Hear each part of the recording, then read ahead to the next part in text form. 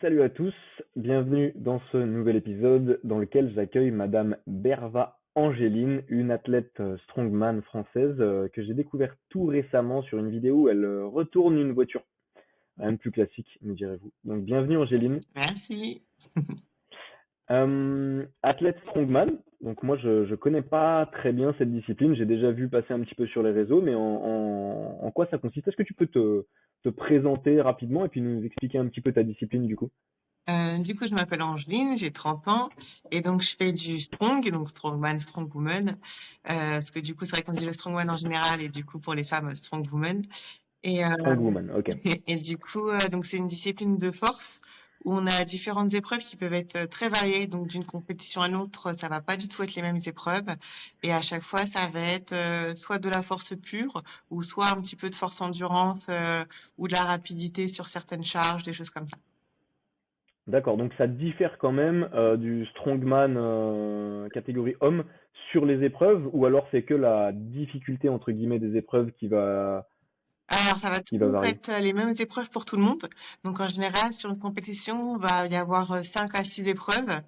Et en fait, il va y avoir des catégories. Donc, des catégories chez les femmes, des catégories chez les hommes. Et à chaque fois, c'est les poids qui vont changer. D'accord, ok, d'accord, très bien.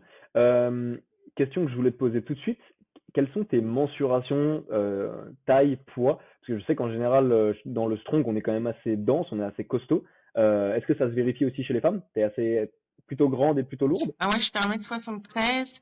Et là, hier, j'étais en compète, j'étais à 79 kilos. Ok, ouais, donc ouais, ça se vérifie quand même plutôt assez dense, parce que je pense qu'il faut quand même une bonne masse musculaire, ce qui paraît complètement logique. Il y a des catégories de poids aussi, je suppose. Oui, oui, oui, il y a des catégories de poids chez les hommes comme chez les femmes.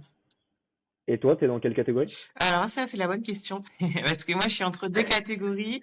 Et là, du coup, j'ai le grand dilemme pour le championnat d'Europe où je sais pas en quelle catégorie je peux participer. Parce que du coup, je suis à 79. Et la caté d'au-dessus, c'est 82,5. Et la caté d'en dessous, c'est 73. Ah ouais, 73, ça fait beaucoup quand même. 6 kilos de moins, faudrait perdre. Alors en fait, quand je suis en France, je reste en open parce qu'il n'y a pas beaucoup de Françaises qui sont lourdes. Par contre, à l'international, en fait, les filles qui sont en 82,5, ça va être des filles qui en off vont monter jusqu'à 90 kilos et l'écart de le gabarit, je le ressens. Ah, il est énorme là, ouais, parce que c'est Ouais. plus de 10 kilos d'écart. Est-ce qu'elles sont beaucoup plus grandes que toi aussi, ou alors c'est vraiment que sur le poids que ça se joue? Ouais, non, elles sont plus grandes et plus costauds dans la caté 82. Donc c'est vrai que j'ai plutôt intérêt à la 73, mais ça me fait quand même une grosse cut. Donc c'est assez compliqué.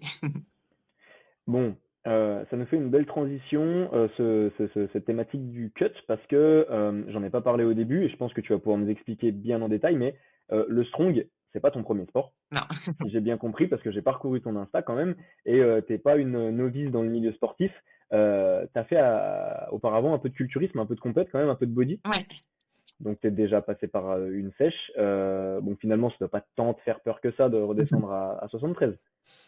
Bah les toutes premières sèches que j'ai faites, c'était en boxe parce que je devais déjà cutter à 18 ans, je faisais des combats et je cutais déjà à l'époque, c'était pour être en moins de 70. Donc mais je cutais déjà 2-3 kilos à l'époque à chaque fois pour être dans ma caté. Après du coup, j'ai fait du body, donc c'est vrai que j'avais fait à l'époque, j'avais commencé par la catégorie bikini. Et après, Waouh. j'avais fait tout ce qui était force athlétique et j'étais passée, dernièrement, j'ai fait une catégorie en figure, du coup, pour le body. D'accord, ok, d'accord, ok. J'ai- Comment tu passes d'un sport à l'autre? Je sais que tu as aussi fait de l'équitation, Ouais, si je me trompe pas. c'est ça. Tu passes quand même de équitation, c'est un peu finesse, élégance, parce que c'était du dressage, si Ouais. je me trompe pas.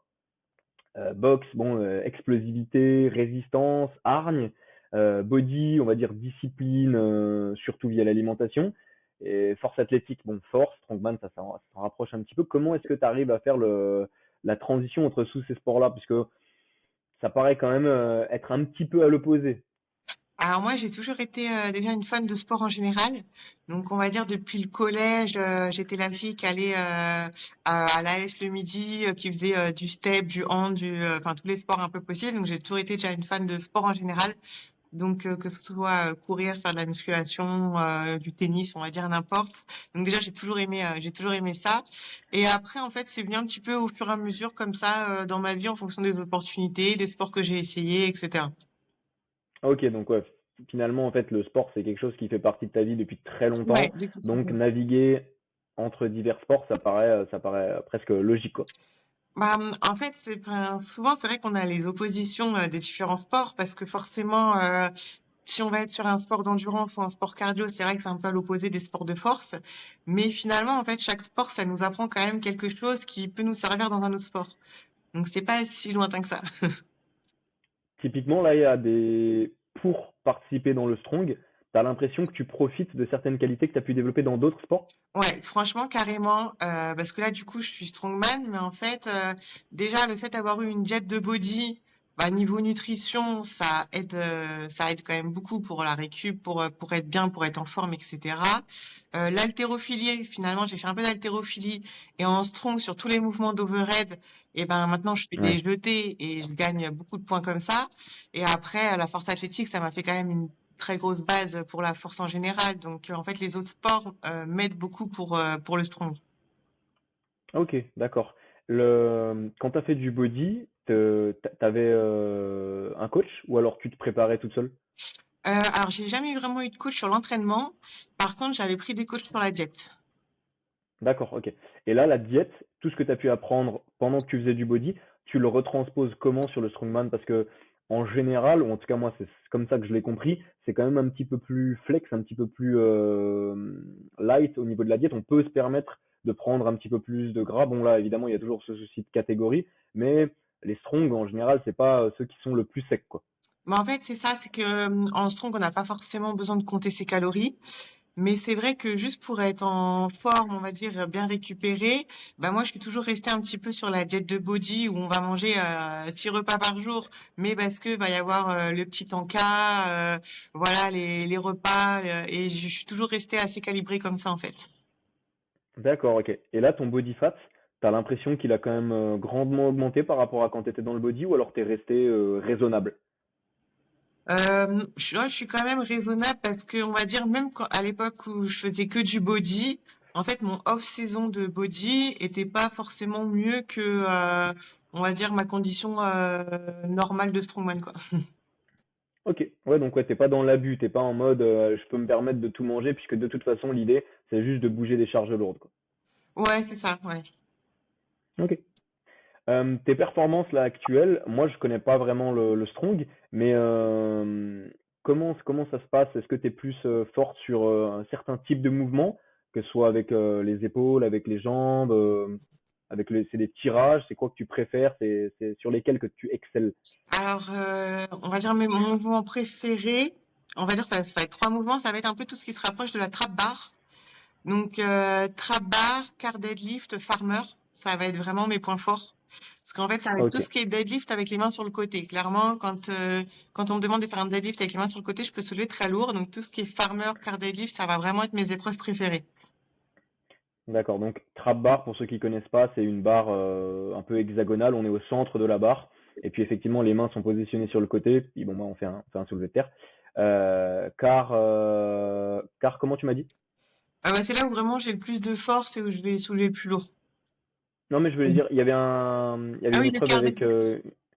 car deadlift, Ouais, ok. Donc là c'est des barres qui passent sous une voiture, et puis c'est toi tu ça. soulèves finalement la C'est voiture en ça, fait. c'est ça. Ok, donc grosse chaîne postérieure j'imagine, et puis des avant-bras très forts en fait, très résistants.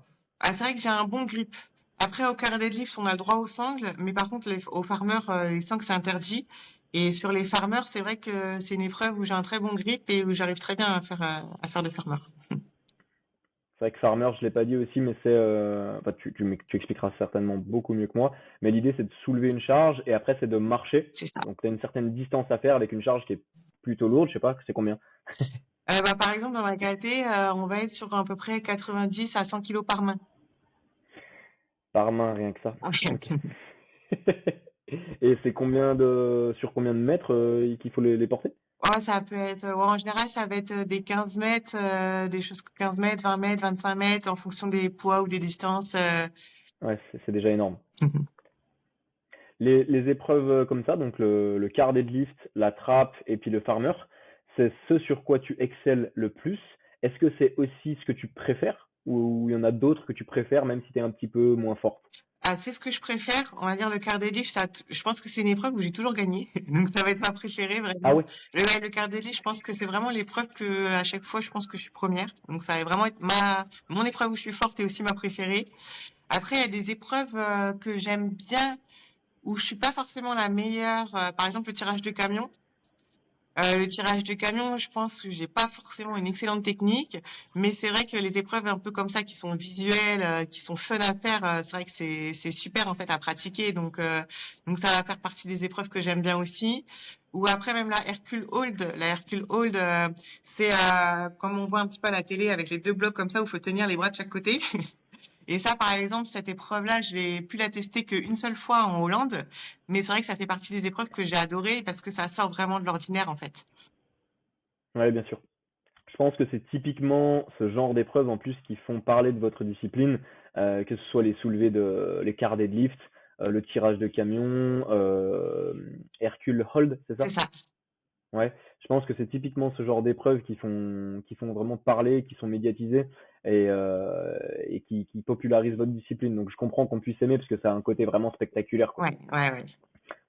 C'est d'ailleurs ce genre d'épreuve que j'ai vu et que j'ai pris connaissance de ton profil sur Insta. Il y avait le tirage de camion, il y avait aussi le soulevé de voiture. J'ai vu première femme de France à soulever une voiture ou à retourner une voiture, peut-être. Ouais, c'est Je sais pas ça. si c'était vrai ou quoi, mais C'est ça, oui. ça m'a tapé à l'œil. C'était la première fois que tu essayais ou alors tu avais déjà fait ça? Non, c'était vraiment la première fois que j'essayais. Donc, c'était particulier parce que, en fait, ça se rapproche un peu d'un gros pneu à retourner. Donc, j'ai déjà eu des épreuves où j'avais des pneus de 300 kilos à retourner, où bah, forcément, on se met d'un côté, on bascule, on essaie de passer en dessous pour le faire retourner. Et finalement, retourner de voiture, ça se rapproche un petit peu de cette technique. Et c'était quand même plus difficile qu'un pneu ou alors Alors ouais, c'était pour le coup, c'était vraiment dur. En plus, on va dire sur l'essai, on peut dire que j'ai essayé 3 fois de suite parce que la première fois que j'ai essayé, en fait, j'avais mis mes mains en dessous et quand j'ai poussé, en fait, mon cou, il arrivait juste au niveau de la portière, donc ça m'avait à moitié étranglé.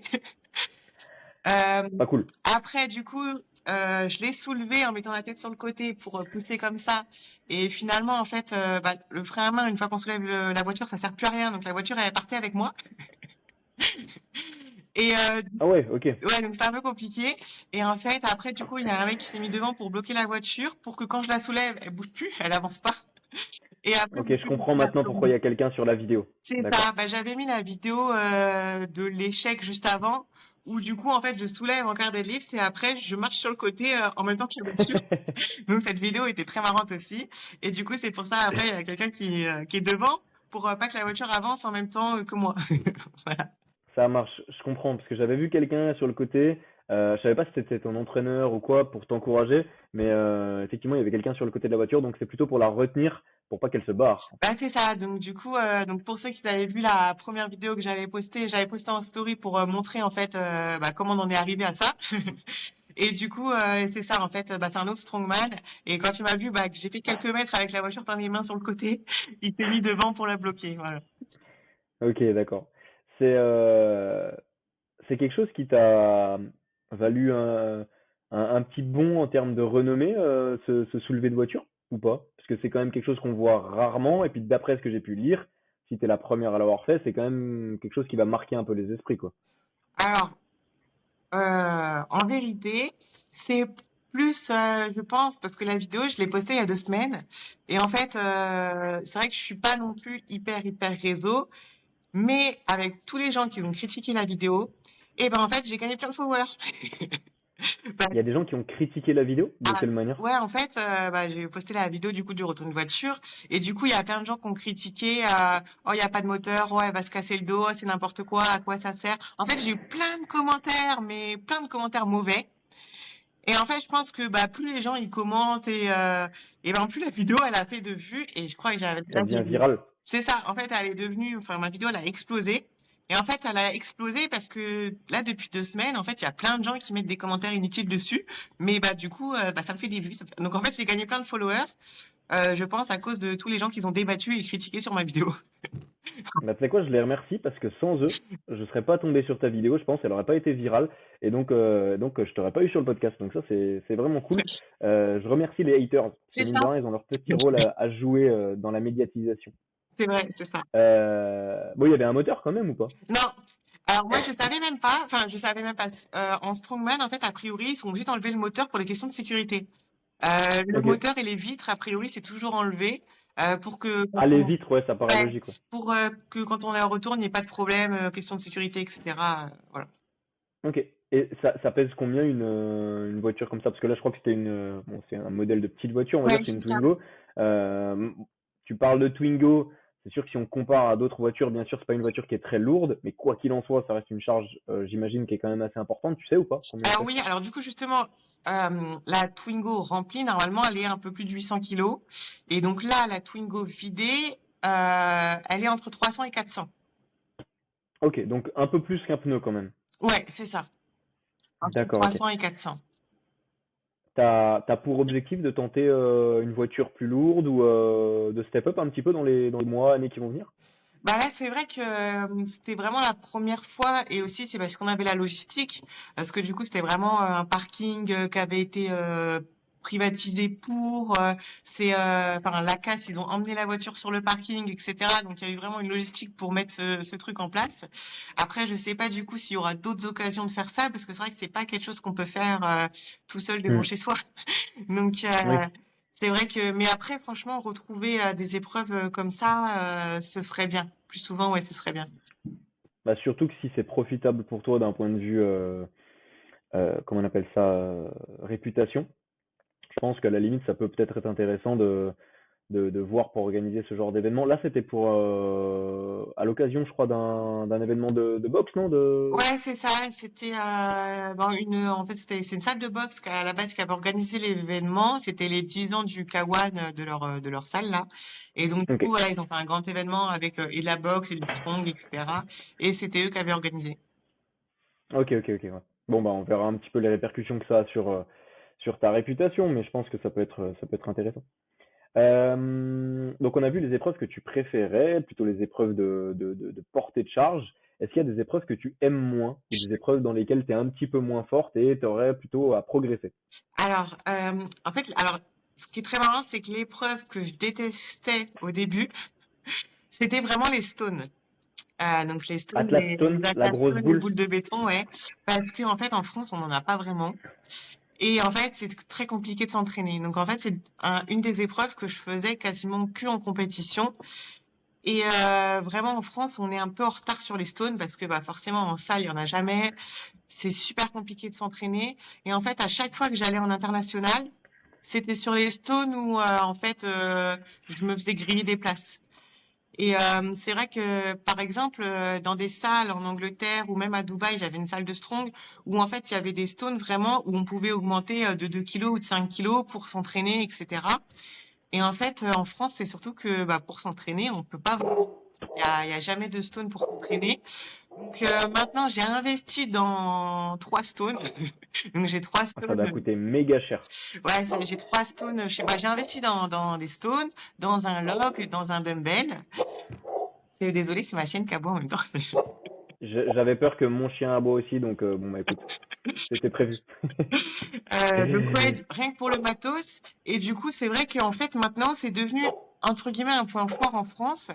Mais je vois que par rapport aux étrangers, par exemple, les Anglais qui font ça tout le temps et qui ont des salles avec des stones, les filles, elles font vraiment des stones, j'ai vu, enfin, à 130, 140 kilos. Alors que moi, par exemple, le max que j'ai eu l'occasion de faire, c'était en Hollande et j'avais fait 2 fois 115. Donc j'ai encore un retard, on va dire, Ok. sur les stones. Même si ça va être maintenant un de mes points forts en France, on voit qu'en fait, vu qu'on n'a pas le matériel, à l'étranger, c'est encore un point faible.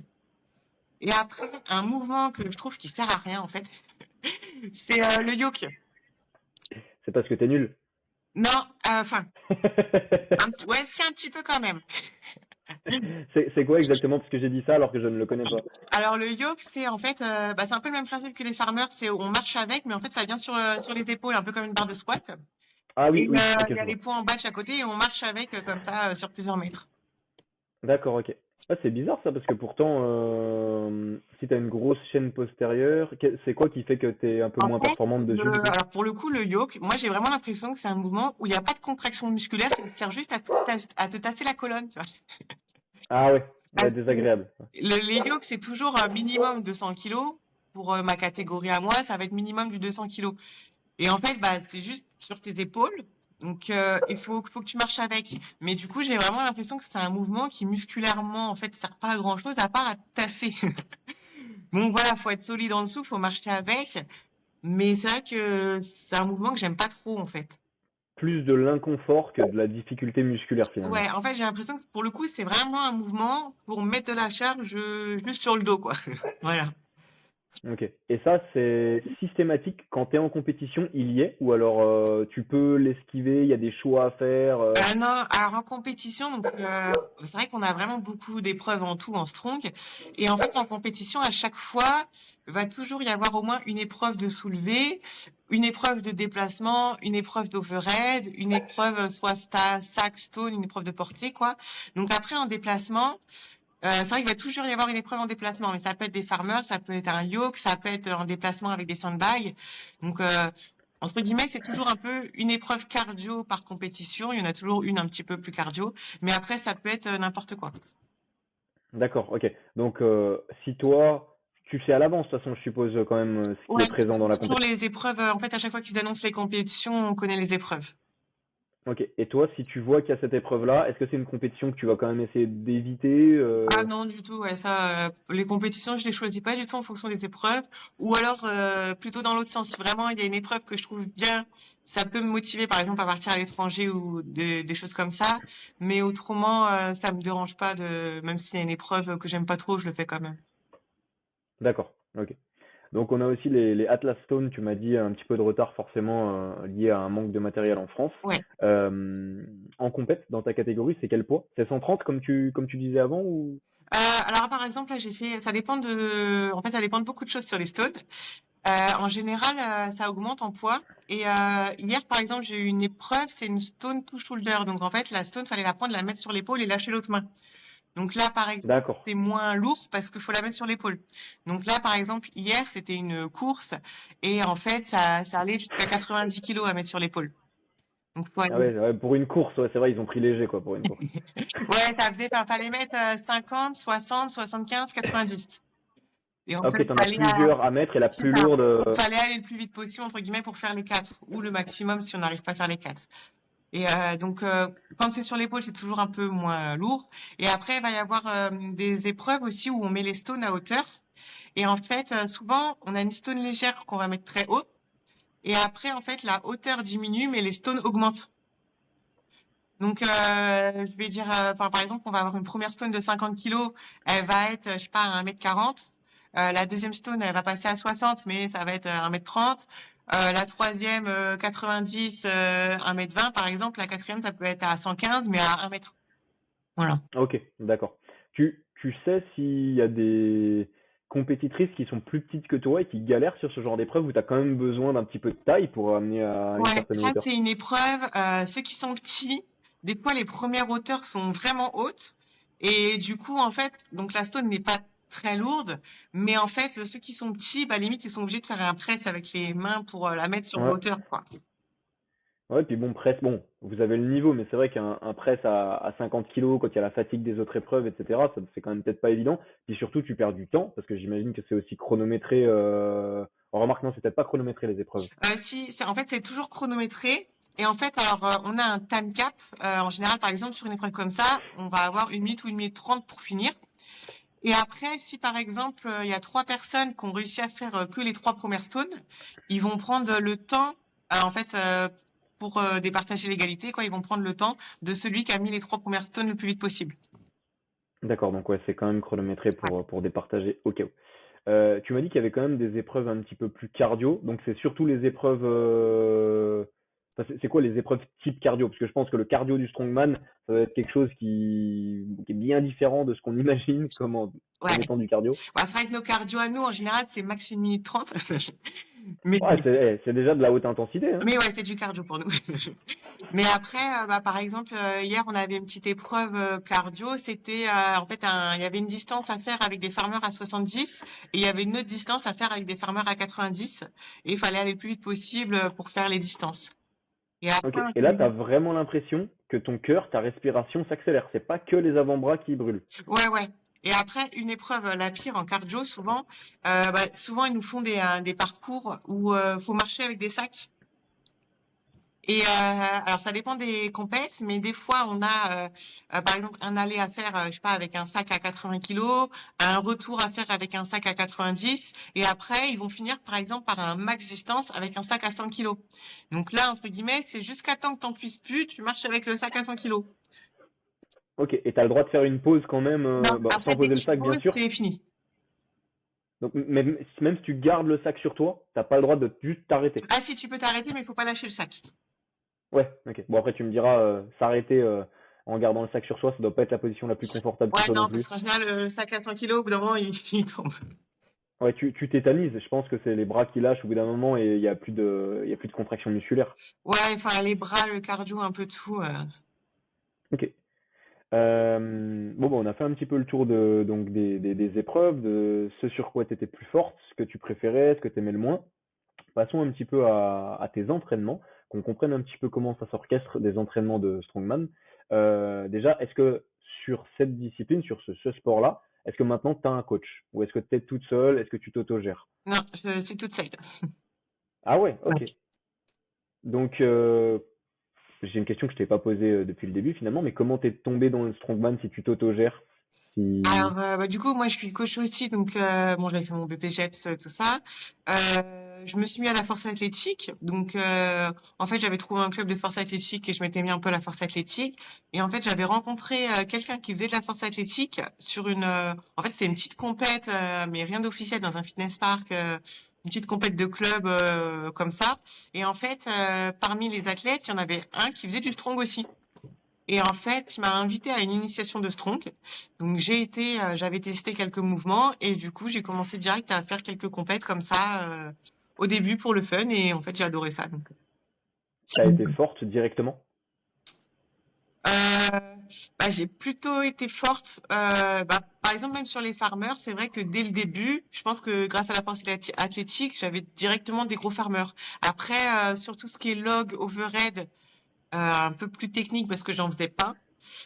Mais ouais, sur tout ce qui est deadlift, je pense que j'avais quand même des bonnes bases. D'accord. Donc ouais, plus euh, hérité de ton passé dans la force athlétique qui avait déjà développé probablement un bon grip et puis une grosse chaîne postérieure, je suppose, avec tout ce qui est squat, tout ce qui est Ouais, deadlift, quoi. ouais, ouais. C'est beaucoup plus technique le strongman que la force athlétique. Alors, non, j'ai envie de dire non, parce qu'en fait, en strongman, il n'y a pas de règles. Il n'y a pas de technique, il n'y a pas de règles. C'est-à-dire qu'en fait, si tu dois mettre un poids au-dessus de la tête, tout est permis. Tu le mets au-dessus de ta tête. C'est pas comme l'haltéro où faut pas de temps de bras, où faut pas de choses, ou la force athlétique où ça va être super strict, faut pas d'appui cuisse, faut pas de, voilà, ça va être, en fait, nous, tant que tu lèves ta barre, tous les moyens sont permis pour lever ta barre. Donc en fait, il va vraiment pas y avoir ouais, de trucs techniques où on va te juger sur comment tu la lèves ou de choses interdites. C'est vraiment, tu te démerdes, tu la lèves, peu importe ton mouvement, peu importe comment tu fais. Le principal, c'est qu'elle soit levée, quoi. D'accord. Est-ce que ça donne lieu à diverses stratégies quand tu es en compète? Est-ce que vraiment tu vois des athlètes qui utilisent des techniques justement différentes pour, exemple, soulever un poids au-dessus de sa tête? Ou est-ce que finalement on voit que tout le monde prend à peu près le même chemin et adopte à peu près la même... Non, franchement, il y a pas mal de techniques qu'on voit, que ce soit sur, par exemple, l'axle ou le dumbbell ou tout ce qui est overhead, même le log. Moi, par exemple, tout ce qui est axle log, je vais faire un jerk. Donc, je vais vraiment chuter en dessous en mode haltéro-pente. Il y en a Ouais. qui vont faire quasiment du strict. Il y en a qui vont juste passer en dessous en squat. C'est vraiment, tout est permis. Donc, Ok, c'est intéressant ça.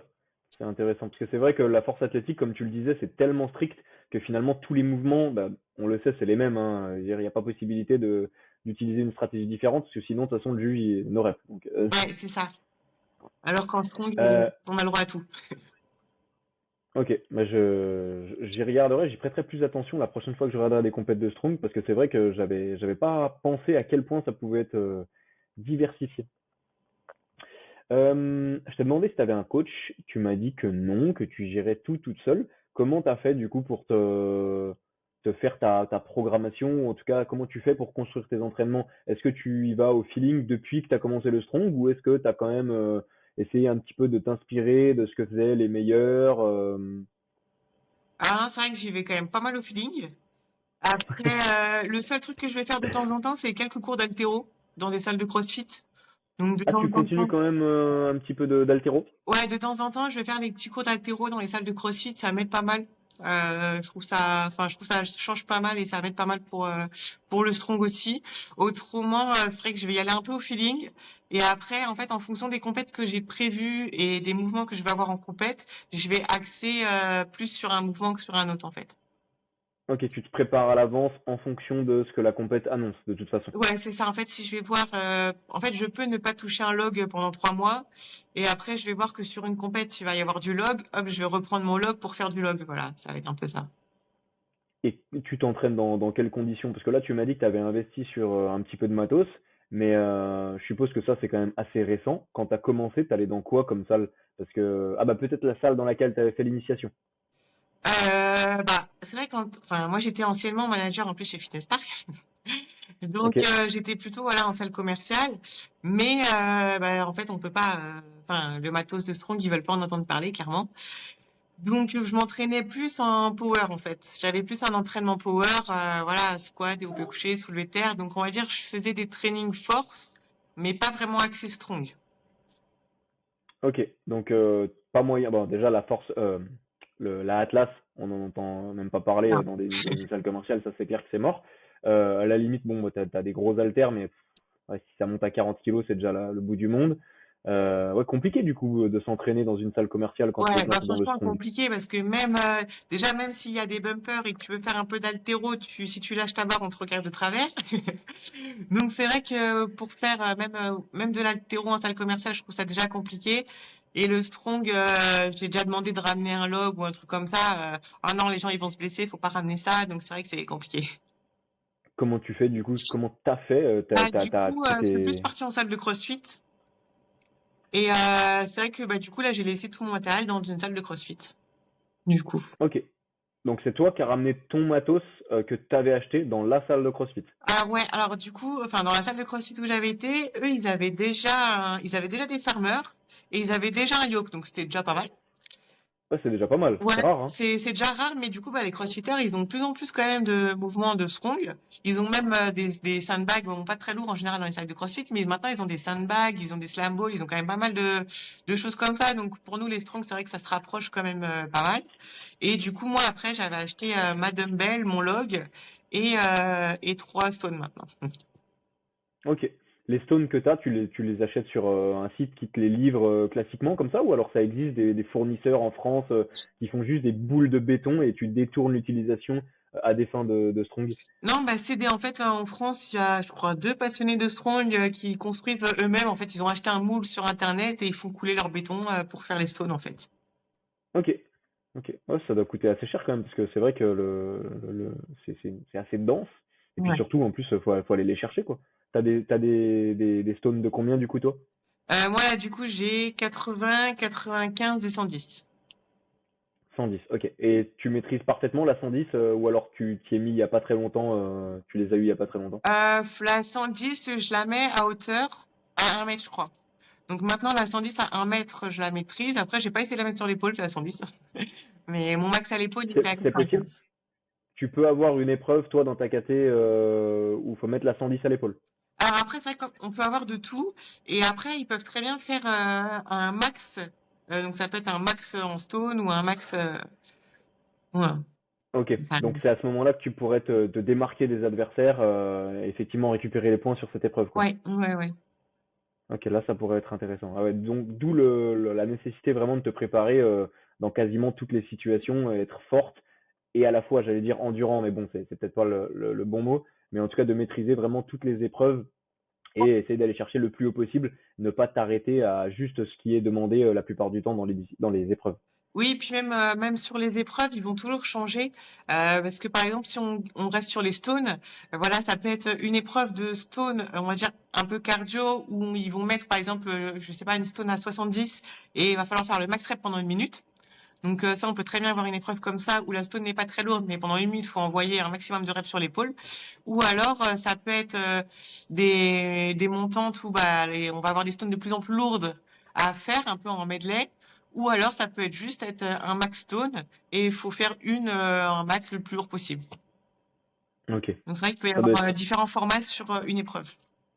Ah, c'est hyper éprouvant et mais j'adore vraiment ce côté richesse des mouvements et des épreuves. Et en plus, les mecs qui conçoivent ou les nanas hein, d'ailleurs, qui conçoivent les épreuves, ils doivent vraiment s'éclater. Et puis ils doivent encore plus s'éclater quand ils vous voient galérer dessus, je pense. Mais bah, c'est ça qui est bien aussi, c'est que souvent en compète, en fait, bah là par exemple, je vais publier bientôt là. Hier, on a fait un quart deadlift avec une Corvette. Et franchement, alors on Ok, a super belle voiture. Enfin, en plus, elle est toute colorée. Enfin, on est arrivé sur la compète, waouh, magnifique.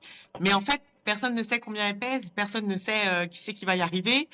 Enfin, souvent c'est surprise parce qu'on sait pas en fait.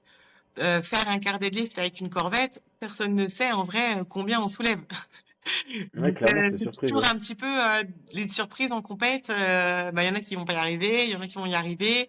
C'est voilà. Bon, on va pas spoiler. Les gens iront faire un tour sur ton Insta pour vérifier si tu y es arrivé. Même si j'ai pas de doute. Ta planif pour tes entraînements, est-ce que c'est quelque chose de précis ou est-ce que tu y vas au feeling de semaine en semaine? Tiens, aujourd'hui j'ai envie de faire du stone. Comment ça se passe? Est-ce que tu as planifié quelque chose vraiment? Non, je planifie pas vraiment. Là, par exemple, je m'étais un peu plus focus parce qu'il y avait les qualifs en ligne justement pour les championnats d'Europe. Donc, je m'étais un peu entraînée sur les 3 mouvements des qualifs. Et là, justement, j'ai vu qu'ils ont publié hier soir les épreuves d'Europe. Donc là, pendant les 2 prochains mois, bah, je vais me focus sur ces épreuves-là. D'accord, ok. Ouais, donc tu as 2 mois pour te donner à fond sur les épreuves. Ça se passe comment? Tu t'entraînes tous les jours? Moi, je m'entraîne quasiment ouais, 6 sur 7. Après, par contre, je fais pas tous les jours du lourd. Donc, on va dire peut-être 2 fois dans la semaine, je vais faire du vraiment lourd. Mais après, voilà, les autres jours, je peux faire une séance haltéro, je peux faire une séance un peu plus technique, une petite séance renfo, voilà. Quand tu dis du vraiment lourd, c'est proche de ton max, c'est une, deux reps, genre sur la stone à 110 kilos par exemple, ou alors c'est moins de 6 reps par exemple. Non, ça va vraiment une, deux reps, ouais.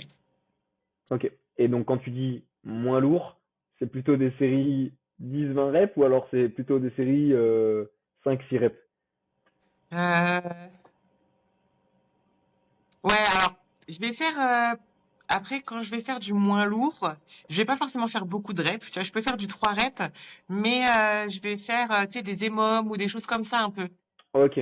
Ah ouais, donc plus de volume quand même. Ouais, c'est D'accord. ça. En fait, souvent, je vais pas monter trop en reps, mais je vais plus augmenter les séries ou faire des choses avec moins de récup ou des choses comme ça. D'accord. Que des mouvements issus du strong ou alors aussi d'autres mouvements plutôt issus, je sais pas, de la muscu traditionnelle ou du crossfit. J'imagine qu'il y a très peu de mouvements d'isolation dans tes entraînements quand même, Ouais, pas vraiment des curls quoi. c'est ça. C'est le mouvement d'isolation. En vrai, j'en fais jamais. Enfin, Ouais. vraiment, ça va être très rare. Et Parce que t'aimes pas ou alors parce que tu trouves que ça n'a vraiment pas sa place dans la préparation pour le strong. euh, moi, un peu des deux en vrai. Un peu des deux. C'est vrai qu'en fait, plus le temps passe et plus un peu je m'ennuie un petit peu en salle commerciale à Hmm. faire juste un mouvement. Enfin, donc c'est vrai que le polyarticulaire, on va dire, c'est ce que je préfère. Après, je vais faire quand même du renfo, tu vois, un banc à lombaire, des choses comme ça, parce que faut quand même renforcer. Donc du soulevé de terre jambes tendues, des choses comme ça. On va dire, ça va être un peu mon spécifique pour le renfo. Mais ouais, ça reste quand même des mouvements assez globaux, quoi. Ok. C'est ce que je voulais te demander si tu avais des petits mouvements spécifiques que tu utilisais plutôt à des fins de prophylaxie, de renforcement spécifique pour justement pas te blesser ou mettre l'accent sur un maillon de la chaîne qui est un petit peu plus fragile. Ouais, c'est ça. Donc vraiment renfo lombaire, dos, on va dire. ça va être un peu le spécifique que je vais faire et un petit peu aussi sur les jambes. Voilà, je vais rajouter parce que par exemple en strong, on a très peu de squats, mais voilà, je vais en faire un petit peu parce que même pour les stones, pour tout ça, en fait, on fait du squat, mais c'est vrai que ça va pas être le mouvement qu'on va travailler le plus souvent en fait. Puis c'est, à remarque les stones, vous avez quand même une belle amplitude. J'allais dire, c'est la plupart du temps, c'est une demi-rep, enfin une demi-rep, un quart de rep. Mais en fait, pour les stones, Ouais, on si je me s'assoit trompe pas, vraiment quand vous les avec la stone. ramassez, t'es en deep squat là. Je veux dire, Ouais, tu peux pas être plus bas. ouais, on s'assoit vraiment avec la stone. Donc en fait, on fait quand même des beaux squats et on s'aide quand même pas mal des jambes sur pas mal de mouvements en fait. Ok. Tu le sens quand tu es sur une épreuve qui est assez lourde, qu'il y a certains maillons un peu plus fragiles qui pourraient craquer, type le bas du dos, ce genre de choses? Après, je vais sentir que je pars sur le bas du dos, sur des max au deadlift forcément. Parce qu'il faut pas se mentir, quand on est sur un max, le dos il est pas forcément très droit ou ça va pas forcément être un mouvement. Forcément, on donne tout, donc je vais forcer un petit peu sur mes lombaires, ça c'est sûr. Après, par exemple, je travaille jamais, par exemple, les biceps en isolation. Et par exemple, sur le tirage camion, je vais congestionner et à chaque fois que je sors du tirage camion, je vais avoir les biceps en feu. En fait, le fait de tirer Ok. la corde, bah, c'est un truc que je fais pas forcément. Et du coup, ça, à chaque fois, c'est vrai que je vais le sentir direct. Je vais dire, ouais, bah, en fait, je travaille pas assez les bras parce que dès que je fais du tirage camion, j'ai plus de biceps. Et tu pourrais profiter, tu penses, d'un petit entraînement à faire du curl marteau ou même du curl basique pour entraîner tes biceps un petit peu plus en endurance pour qu'ils soient plus habitués à la congestion et que tu t'en sortes mieux sur le tirage camion? Ouais, bah du coup, c'est vrai que je commence à me mettre un petit peu. Et des fois, je fais des mouvements bizarres à la salle. Quand je vais dans une salle commerciale, les gens me regardent bizarre. Mais par exemple, je vais prendre une corde à la poulie et en fait, je vais faire comme ça, comme si en fait je tirais comme un camion en fait, pour imiter un peu le mouvement. Donc des fois, je vais faire des tirages comme ça, bizarres à la poulie.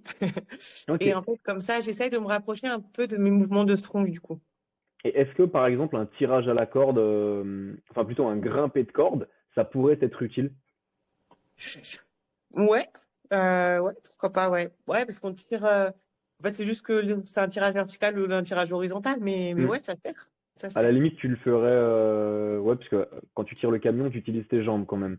Mais à la limite, si tu faisais le tirage, enfin le grimpé de corde, tu utiliserais pas forcément tes jambes et ça te ferait énormément travailler les avant-bras, les biceps. Bon, en même temps, il faut toujours trouver une corde dans une Mhm. salle commerciale, ce qui n'existe pas. J'ai fait un précédent podcast avec Sébastien Zimmer de Labo RNP. Alors, je sais pas si tu connais, mais il est spécialisé plutôt dans tout ce qui est neuroposturologie et il accompagne très souvent des athlètes de force au travers de la neuro. Euh, et lui, il m'expliquait qu'il y avait quand même une marge de progression possible grâce à la neuro dans les sports de force. Est-ce que tu penses que ça pourrait être profitable pour toi d'aller chercher d'autres domaines que simplement l'entraînement en salle avec des charges lourdes pour le strong? Est-ce que tu connais? Est-ce que ça... Bah, c'est vrai que je me suis jamais intéressée vraiment. Après, forcément, je sais que la force, c'est du neuro, hein, c'est voilà, c'est le système neuro qui fait qu'on pousse lourd. Donc, bah, c'est la majorité du travail. Donc, après, c'est vrai que moi, je suis un peu dans l'entraînement où bah, plus on pousse lourd, on va dire, et plus on s'habitue à pousser lourd. Ok, Mais, euh, mais c'est vrai que oui, ça peut aider, ouais. Ouais, ouais. donc plus adepte de vraiment des charges lourdes. C'est quelque chose euh, qui déjà te procure du plaisir et en plus, tu es persuadé que c'est la bonne stratégie, vraiment pousser le plus lourd possible tout le temps. Alors, enfin, pas forcément, pas des max tous les jours non plus. Mais après, c'est vrai que je pars un peu du principe que, par exemple, pour savoir faire des tractions, il faut faire des tractions. Oui, Enfin, clairement. tu vois, on a beau faire du tirage vertical, mais au bout d'un moment, si on veut être faire aux tractions, il faut faire des tractions. Et je pars un peu du même principe, que ce soit pour la force ou pour le strong. Bah, si on veut être fort au farmer, faut faire des farmers. Si on veut être fort au deadlift, bah, faut faire un gros deadlift. Ouais, Euh, Malgré que, voilà, tout ce qui est exo complémentaire, ça aide, mais il faut quand même se focus et faire le mouvement dans lequel on veut être fort. d'accord. Il y a des exos que tu as mis à la poubelle depuis que tu es dans le strong. Typiquement, je sais pas si tu fais encore du développé couché. Est-ce que tu fais des tractions typiquement? Moi, j'essaye de rester quand même polyvalente. Parce que, bah, en fait, les tractions, par exemple, on n'en a pas vraiment besoin en strong. Mais en fait, je trouve que c'est un des meilleurs mouvements. Enfin, pour le dos, pour le gainage, il y a tout qui travaille. Enfin, moi, je trouve que c'est tout, tous les mouvements comme ça polyarticulaires, en vrai, moi j'adore. Enfin, je trouve que c'est des mouvements, on devrait tous en faire, quoi. Mais, D'accord. Alors, je plus sois complètement parce que je suis un fan de traction. Mais du coup, ça veut dire quoi? T'as pas jeté de mouvement à la poubelle depuis que tu es dans le strong. Tu essayes quand même de rester un petit peu hybride. ouais, et souvent justement, moi dans mes séances, je vais essayer de faire mon strong, mon lourd, mon spécifique vraiment en début de séance. Mais par exemple, en fin de séance, j'aime bien faire, je sais pas, un petit tabata, gainage ou traction ou abdos, des choses comme ça un peu complémentaires, vraiment pour renforcement global en fait. Qui change complètement en plus, parce que bon, là, un circuit Tabata, c'est quand même quelque chose où tu vas avoir beaucoup de volume d'entraînement en peu de temps, alors que dans le strong, bon, il y a un gros volume, mais il y a une intensité qui est encore plus importante, quoi. Mm. Ouais, ouais, franchement, même, ouais, voilà, des fois où je fais des émums, où je vais enchaîner, ouais, traction, toast to bar, des trucs comme ça, alors que chez les strongs, ça se voit pas. Mais Enfin, clairement, c'est c'est pour ça pas que des mouvements qu'on fait normalement, mais en fait, je trouve qu'en renfo, c'est top, quoi. Ok. Et parfois un petit peu de quelque chose un petit peu plus cardio, mais alors pas le cardio du strong, cardio un peu plus traditionnel, basse intensité, ou même de la haute intensité type HIIT, ou ça pas trop. Non, alors vraiment, moi, le cardio, ça va être, allez, 20 cales pour m'échauffer. Ok. Clairement, je vais faire 20 cales histoire de m'échauffer, tu vois, sur un ski erg, un truc, juste histoire de chauffer avant de faire mes mouvements. Faut que ça passe vite. Ouais, c'est ça. Et après, par exemple, moi, je trouve, en fait, je trouve qu'il n'y a rien de plus chiant, par exemple, que de marcher sur un tapis en salle. Enfin, donc, vraiment, si je dois faire du cardio, c'est juste parce que je vais aller promener mon chien et je vais voir un peu de champ et voilà. Ok, ouais. Mais le cardio en salle, clairement, ça me gonfle, quoi. Courir, par exemple, c'est pas quelque chose que tu ferais. Non, Pas franchement. forcément en salle, hein, mais même en extérieur. Ouais, non, franchement. Après, ça, c'est plus une question de fainéantise, clairement. D'accord. C'est que, voilà, je vais faire la petite marche avec mon chien, c'est tout, hein. Franchement, je vais pas. Tu penses que ton cœur, il est quand même suffisamment fort, suffisamment polyvalent pour être en bonne santé là avec ce que tu fais actuellement, ou est-ce qu'il y a quand même un petit déficit? Bah moi, j'essaye de faire quelques watts de CrossFit de temps en temps aussi pour en fait travailler un petit peu mon cardio parce que justement bah moi enfin le cardio en lui-même je trouve ça chiant mais par exemple je préfère faire largement ou même de la boxe par exemple en boxe ça me dérangeait pas parce que c'est des rounds de 2 minutes donc c'est du cardio mais intensif mais ouais du cardio sur un elliptique pendant 45 minutes ça jamais de ma vie mais après ouais des watts où on va mettre de l'intensité moi j'aime bien aussi parce que voilà ça va me faire monter mon cardio ça va me faire travailler aussi et en fait, j'ai pas trop l'impression de faire du cardio comme ça. Ok, bon, ouais, je te rejoins complètement. Être sur une machine pendant déjà rien qu'un quart d'heure, je trouve ça long. Moi, je m'échauffe toujours au début de mes séances avec 5 minutes de rameur. Je trouve que c'est long à mourir. Mais alors, ouais, 45 minutes, 1 heure sur un elliptique. Puis en plus, pour moi, c'est la pire machine. Enfin, il y a rien qui se passe sur un elliptique, hein. Ouais.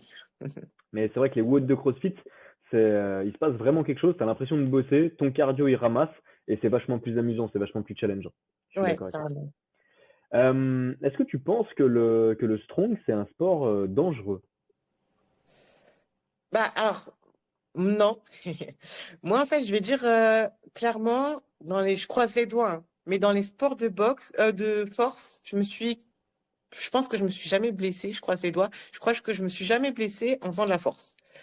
J'ai fait voilà de la force athlétique, du strong, soulever lourd, parce qu'en fait, quand tu soulèves lourd, et ben en fait, je fais attention à ce que je fais.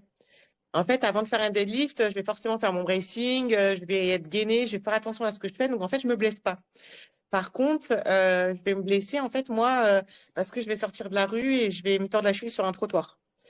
Et clairement, toutes mes blessures, en fait, ça va être des trucs où je fais pas attention. Après, je me suis plus blessée en boxe parce que du coup, c'est des choses qu'on contrôle pas forcément, en fait. Ou même, par exemple, moi, demain, je vais jouer au foot. Je vais me blesser parce que je vais me luxer la rotule parce qu'il y en a un qui va taper dans la balle en même temps que moi, par exemple. Donc, en fait, je vais toujours me blesser sur des trucs non contrôlés. Mais vu que la force, c'est quand même quelque chose qu'on contrôle, enfin, par exemple, un power qui se place sous sa barre de squat ou sa barre de deadlift, il est concentré, il est gainé, donc c'est quand même rare de se blesser en faisant de la force. Donc la charge que tu développes serait moins un facteur de blessure que le côté aléatoire d'un mouvement. Ouais, c'est ça. D'accord. Donc là, typiquement, tu contrôles bien ton environnement, tu sais que tu as une charge qui est importante, Mais si tu te mets dans la bonne position, théoriquement, pas trop de risque de blessure. C'est ça. Ah, en sachant que je m'échauffe toujours bien. Parce que l'échauffement, par contre, c'est super important. Et moi, perso, tous mes mouvements, je les commence à vide, hein. Je pense que je suis une des seules. Je vais squatter barre à vide, je vais faire mon deadlift barre à vide. Voilà. Ouais, ça peut Ça paraître doit être bizarre pour bizarre. certains. Ça doit être Ouais, bizarre. ouais. Mais en fait, c'est un peu mon cardio chauffe, en fait, de faire le mouvement à vide. Pour moi, ça me permet de chauffer. Et par contre, ouais, l'échauffement, c'est important. Mais si on s'échauffe bien, qu'on contrôle son mouvement, en fait, on peut se permettre de monter en charge. Au bout d'un moment, même si la barre, elle monte plus, elle monte plus. Mais en fait, tant qu'on a le bon mouvement, théoriquement, on se blesse pas. D'accord. Jamais eu de blessure depuis que tu fais du strong? Sur un Non. mouvement de strong, bien sûr. Ouais, non, non, non. Pas de petits bobos ou de douleurs qui sont arrivés et que tu as su traiter avant que ça dégénère? Non, après, franchement, en stone, en fait, ça va être des égratignures, des stones, des trucs comme ça. Hmm. C'est pas des Mais blessures musculaires, non, c'est des... franchement, blessures musculaires, tout ça, non. Ok. C'est super intéressant parce que on a dans dans l'inconscient collectif vraiment la représentation de tous les sports où tu vas bouger une charge lourde qui vont te fracasser. Mais finalement, en fait, si c'est bien fait, ça doit bien se passer. C'est ça. Mais en fait, c'est pareil, sur les réseaux, il y a toujours des gens, ils vont te dire, le soulevé de terre, fais attention à ton dos, tu vas avoir mal au dos, etc. Mais en fait, quand on regarde, même moi, mes clients que j'ai eu en coaching, la plupart qui se sont fait mal au dos, je sais pas, ils ont ramassé un stylo chez eux, ils se sont bloqués le dos. Parce qu'en fait, ils ont pas fait attention, ils ont fait un mouvement bête comme ça, ah, ça s'est bloqué. Alors que quand on fait attention à ce qu'on fait, que qu'on est bien symétrique, bien gainé, c'est rare de se faire mal. Est-ce que je vais te poser une question qui est très touchy.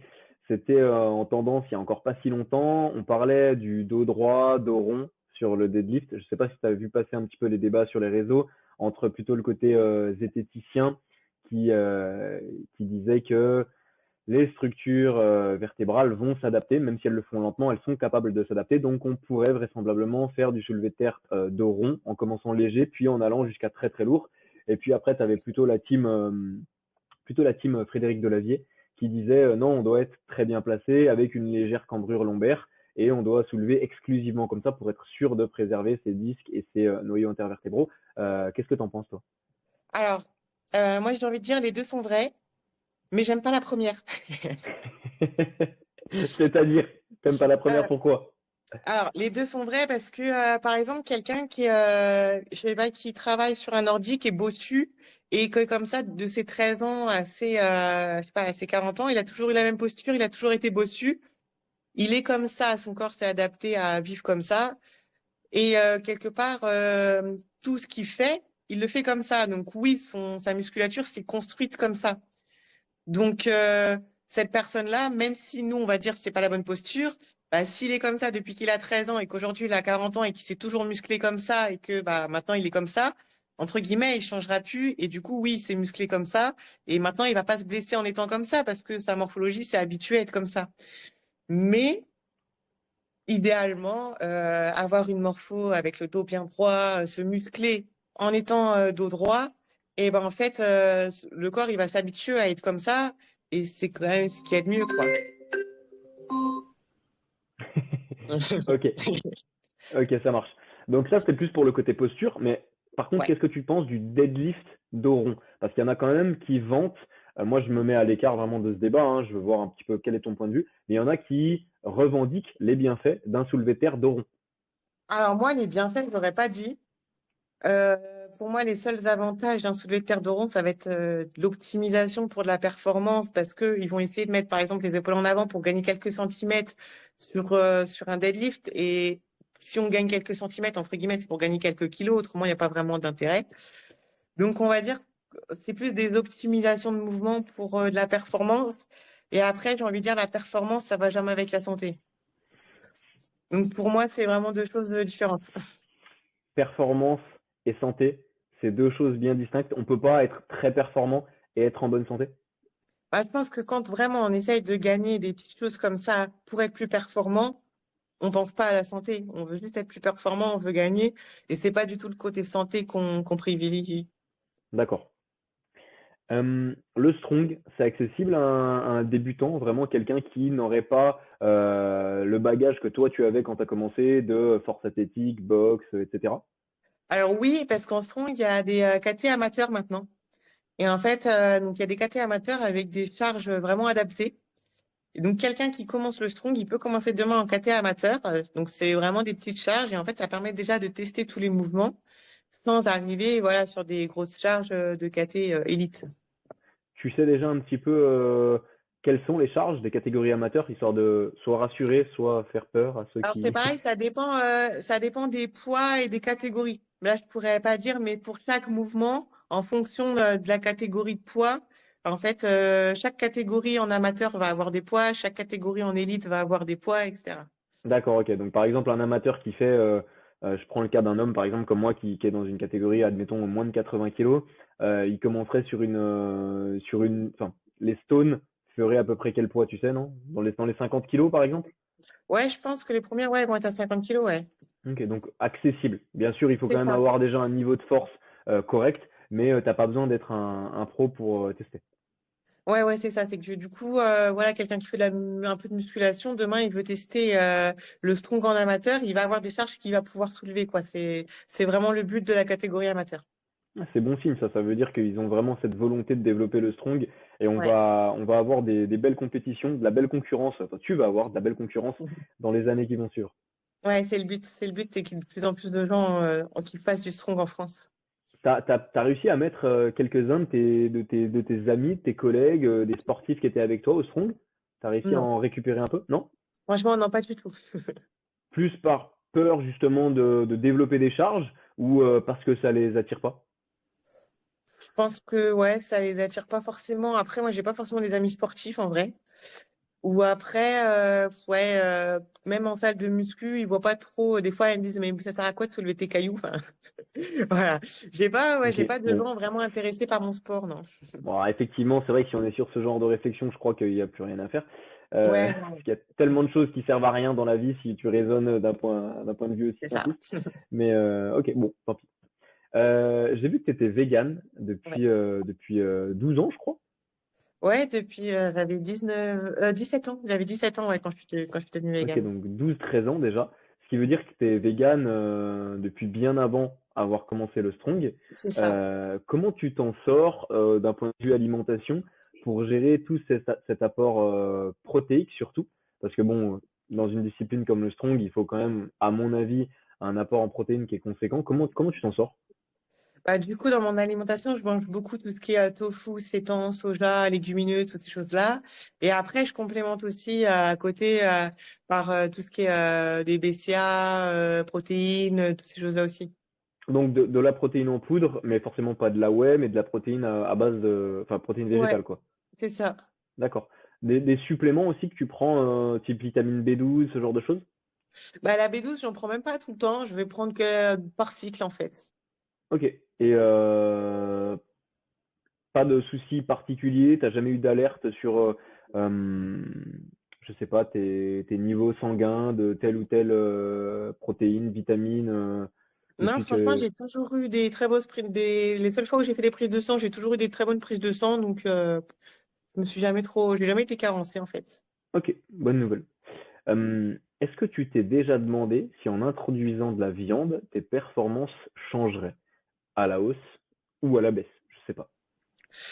Bah, en fait, je me suis jamais posé vraiment la question parce que moi, quand j'ai arrêté la viande, c'était vraiment, c'était pour les animaux, donc c'était vraiment un point de vue éthique et je pensais pas du tout aux performances.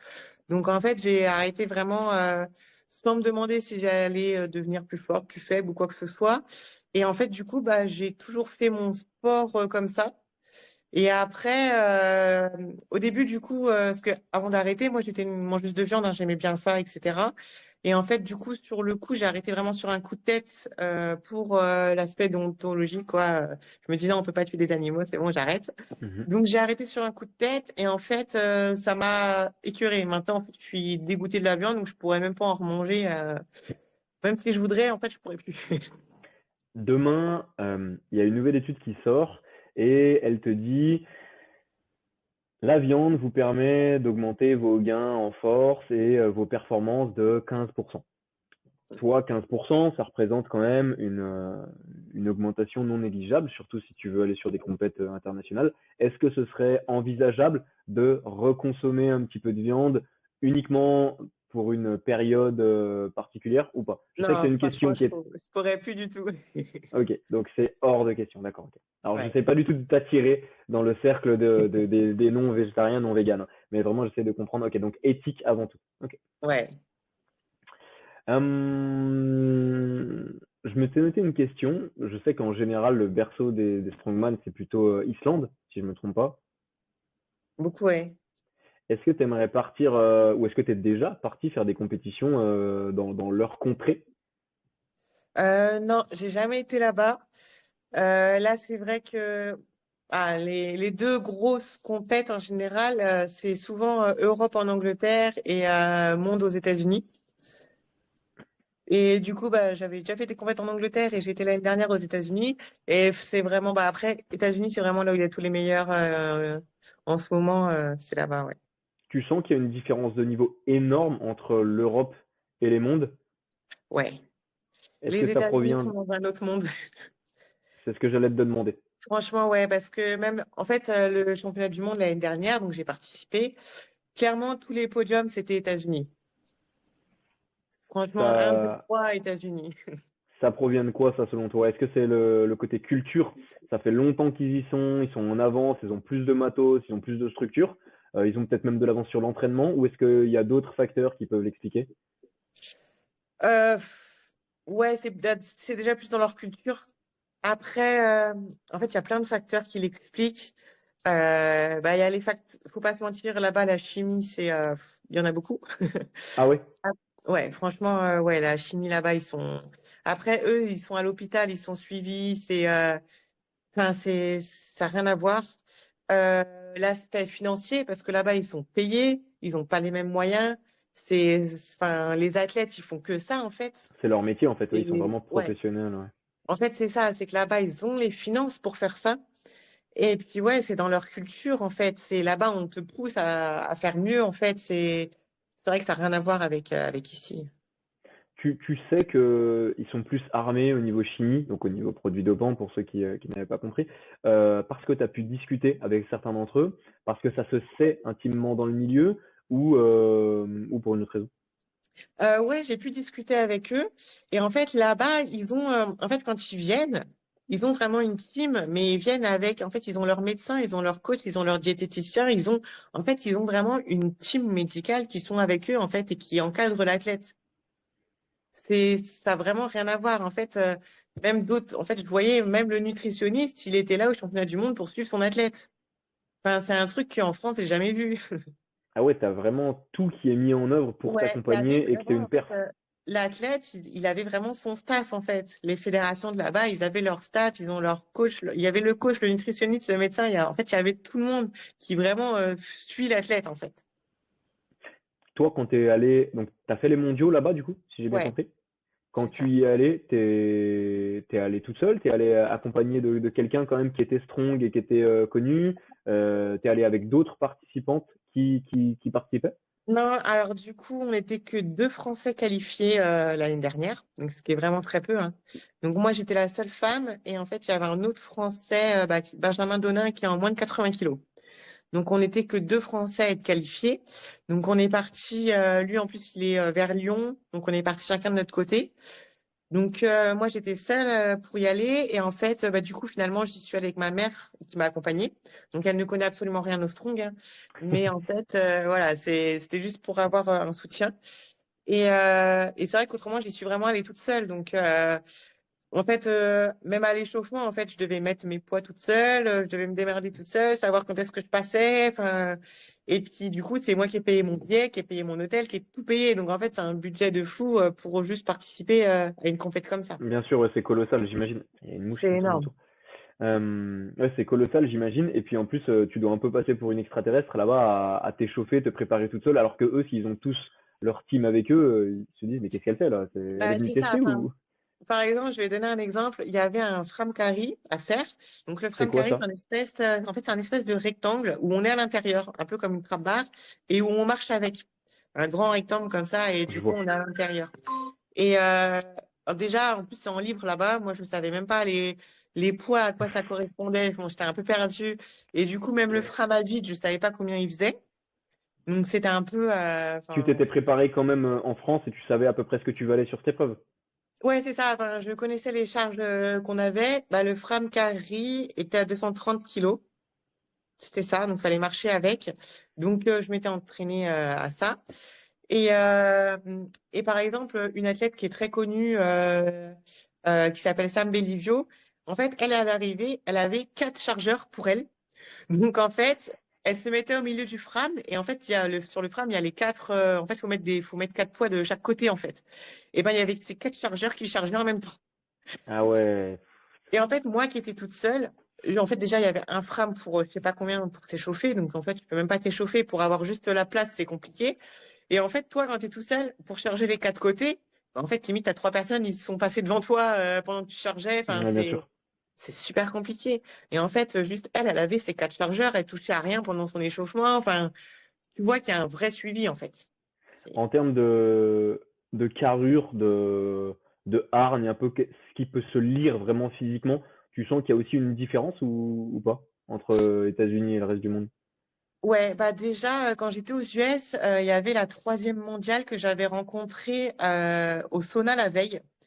Et en fait, en parlant avec elle, voilà, elle me disait qu'en off-saison, elle était à plus de 90 kilos et qu'elle cutait pour aller en moins de 82. Et franchement, je l'ai vue au sauna, elle était écorchée, hein. Enfin, vraiment hyper musclée, mais écorchée en même temps. Et en fait, même moi, je me suis dit, mais comment elles font pour perdre 8 kilos? Ouais. Enfin, elle perdait plus de 8 kilos pour être au poids. Et en fait, enfin, je me disais, mais comment elles font? Parce qu'un watercrab pour perdre 8 kilos, enfin, après, voilà, ils ont vraiment des spécialistes là-dedans. Mais en fait, ça me paraissait fou. Et le lendemain, en fait, bon, après, ce qui est marrant, c'est qu'elles, là-bas, c'est normal. Donc, elles mettent en story. Juste après la pesée, en fait, elles vont à l'hôpital et elles sont perfusées. Et en fait, elles marquent en story intraveineuse et ça repart. Et le lendemain, en fait, elles ont déjà repris leurs 8 kilos, quoi. Et tout Et ça, c'est ça me paraît, autorisé enfin, finalement et limite encouragé en fait par les fédérations, quoi. bah ouais, ouais, en plus, mais en fait, c'était la première fois que je voyais ça, où après la pesée, en fait, elles se sont perfusées en fait, pour remettre directement des nutriments dans leur corps, quoi. Ouais, bien sûr, au cas où ce soit dangereux ce qu'elle a fait en fait, le cut Donc, finalement. mais donc c'est fou, en fait, parce que là-bas, bon, ils vont à l'hôpital, ils payent, voilà, c'est normal, en fait. Et c'était la première fois où je voyais ça vraiment d'être suivi comme ça après une pesée. Enfin, voilà, c'est. Quand t'as vu ça, tu t'es pas demandé si t'étais à la bonne place, si t'étais vraiment. Ah bah, en fait, tu te dis un peu, mais qu'est-ce que je fous là, quoi? Hmm. Parce que tu te dis, bah, dans tous les cas, tu sais que tu n'as aucune chance parce qu'elles ont un niveau. Tu vois qu'il y a un fossé entre Europe et monde. Enfin, aux US, vraiment, les États-Unis, il y a un fossé. Et ouais, tu te dis, bah, ouais, t'as un moment où tu te dis, qu'est-ce que je fous là, quoi? C'est c'est une expérience que tu veux quand même réitérer. Ouais, bah là, c'est vrai, du coup, je me prépare à Europe. J'aimerais bien faire quand même un truc bien à Europe parce que l'Europe, on va dire, c'est quand même un peu plus atteignable que monde. Mais après, franchement, c'est une très bonne expérience et c'est vraiment, bah, c'est les meilleurs du monde. Donc, c'est vraiment des très belles compétitions et c'est vraiment, tu rencontres vraiment les meilleurs athlètes. Donc, ouais, c'est quand même bien à faire. Franchement, c'est une super expérience. Si demain on te propose d'emménager aux States, quelles que soient les conditions, hein, je sais pas si tu es célibataire ou quoi, mais en tout cas que tu ailles t'installer là-bas dans des bonnes conditions, pour être suivi par un club là-bas, être préparé dans les circonstances dont on a parlé juste avant, est-ce que ce serait quelque chose qui serait envisageable ou est-ce que, par contre, du coup, tu représenterais plus la France? Est-ce que ce serait quelque chose d'envisageable ou est-ce que non, ça a du sens pour toi de rester dans nos contrées et puis d'aller représenter la France à l'international? Alors, non, clairement, alors, je vais être honnête, hein, représenter la France, je m'en fous royalement. Tout simplement parce que la France, ça m'a jamais rien donné au niveau sportif. Ouais, Et que, puis surtout dans une fédération de strongman pour l'instant. non, mais c'est ça, c'est que en France, enfin, quand on fait, enfin, pour faire notre sport, en fait, on paye, enfin, on paye pour pouvoir faire notre sport, on se ruine entre guillemets pour faire notre sport, pour faire nos compètes. Donc, entre guillemets, représenter la France, clairement, la France, elle s'en fout qu'on aille faire des compètes de strong, ils en ont rien à foutre de nous, quoi. Enfin, c'est ouais, on a une bonne Malheureusement, c'est c'est vrai, bien, hein, je mais tout pense, le hein. monde, enfin, clairement, tout le monde s'en fout qu'on aille faire une compète de strong, donc on les intéresse pas le strong. Donc après, oui, clairement, demain on me donne un salaire et on me dit on t'entraîne, tu concours pour nous aux US, ah bah je fonce. Ouais. Ouais, ouais, C'est là qu'on reconnaît la vraie passion. ouais, carrément. Qu'est-ce qui te manque, tu penses, aujourd'hui en France pour aller chercher, aller grappiller, aller te rapprocher du top niveau mondial? Bah, déjà, le matériel. Le Parce que matériel? ça, ouais, franchement, bah, rien que le matériel, avoir des vraies salles de strong. C'est vrai qu'on n'en a pas en France des vraies salles de strong. Donc, rien qu'avoir une salle de strong pour vraiment faire un vrai entraînement comme il y a en Angleterre. En Angleterre, il y a des super salles de strong avec une centaine de stones. Enfin, voilà. Voilà, une vraie salle de strong comme ça, ce serait déjà trop bien, quoi. Ok, donc le matos, autre chose? Ouais, le premier, ce serait vraiment le matos. Après, bon, maintenant, il y a des compétitions déjà en France, donc on va pas se plaindre. Mais après, ouais, le matos, c'est après, ouais, que ça se développe, qu'il y ait peut-être plus de bons coachs en France sur le strong ou des choses comme ça. Ah, donc ça veut dire que tu serais potentiellement intéressé pour avoir un coach dans le strong. Après, pourquoi pas, comme tu disais, par exemple, demain, il y a un coach aux États-Unis, il veut me préparer pour être championne du monde, évidemment, j'y vais, hein, mais... Ah non, désolé, non, moi je fais ça toute seule. Ok, ok. Donc bon, ça veut quand même dire que tu... c'est à négocier le niveau mondial. Si demain il y a un peu plus de matériel, des gens qui t'accompagnent, tu te sens dans les capacités physiologiques d'aller chercher un top niveau. Ah, oui, j'ai envie de dire oui, parce qu'en strong, je sais pas comment dire. En strong, c'est vrai qu'il n'y a pas forcément de morphotype ou de qui gagne, parce qu'en fait, il y a tellement d'épreuves que je pense qu'on peut toujours faire quelque chose, on peut toujours se rattraper à une épreuve, ou on peut toujours faire quelque chose de bien, en fait. Pas aussi prévisible que dans une autre discipline où tu te dis, lui, vu sa morpho et vu son passé, c'est sûr il va gagner, quoi. Bah, tu vois, par exemple, j'ai l'impression que la morphologie, elle va plus compter en power ou en haltéro. Sur un squat, enfin, par exemple, sur un squat, c'est vrai que c'est Ah oui, dur de rivaliser quelqu'un qui a une morpho pour le squat. Je trouve ça bien dur. sûr. En strong, en vrai, même s'il y a une épreuve, on va être un peu moins fort au deadlift, bah, peut-être qu'on va se rattraper au stone ou au log ou parce qu'il y a tellement d'épreuves différentes que je pense qu'il y a toujours moyen de se rattraper quelque part. Ouais. Bon, en Parce tout cas, qu'en c'est ce fait, que je te souhaite, hein. ouais, merci. Parce que c'est vrai que par exemple, enfin, sur des épreuves, les grands, ils vont peut-être être forts au stone, les plus petits vont être forts au deadlift. Mais quelque part, il y a toujours des épreuves qui vont tourner, quoi. Enfin, ça va jamais être les mêmes qui vont gagner les mêmes épreuves. Donc, Hmm. Ouais, c'est vrai que c'est un peu la richesse aussi, je pense, du strong par rapport à la force athlétique. Les compétitions changent, se diversifient de par la richesse des épreuves et il doit y avoir un gros turnover, je pense, des champions. C'est pas toujours le même qui gagne tout. ouais. Ah, bah, pourquoi ça recoupe? C'est pas grave si jamais on va t'inquiète. Ce que je te propose, c'est qu'on termine comme ça de toute façon. J'ai encore quelques questions à te poser et puis après, bah, je te laisserai tranquille. C'est déjà super cool le temps que tu as pu m'accorder. Non, mais merci à toi pour ton intérêt, ça fait plaisir. Il y a des gens qui s'intéressent au strong et tout, ça fait plaisir. Bah, c'est vrai que je suis pas un connaisseur, mais quand j'ai vu passer alors, je connaissais quand même un petit peu, tu vois, hein, mais quand j'ai vu passer ta vidéo spécialement avec la voiture, je me suis dit, il faut absolument qu'on puisse discuter ensemble. Elle doit avoir énormément de choses à nous apprendre. Et puis je trouve que c'est quand même une discipline qui mérite de croître. Vraiment, c'est vraiment cool.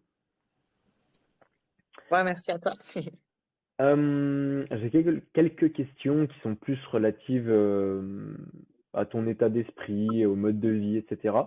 Et la première, ce serait qu'est-ce que ça te fait qu'est-ce que ça te fait ressentir surtout finalement de t'exposer sur les réseaux en tant que femme et qui plus est la plus forte de France? Est-ce que c'est quelque chose qui, en toute honnêteté, gonfle un peu ton ego? Blablabla. Est-ce que c'est quelque chose qui est plus utile d'un point de vue notoriété? Est-ce que c'est quelque chose qui te permet de garder la motivation? Qu'est-ce que ça te fait d'être sur les Alors, réseaux comme ça?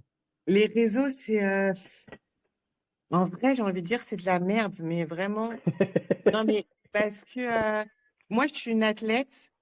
Et en fait, par exemple, j'adore poster des perfs, mais tout le monde s'en fout. Et par contre, je sais pas, je vais poster une photo en brassière, je vais avoir 300 likes d'un coup.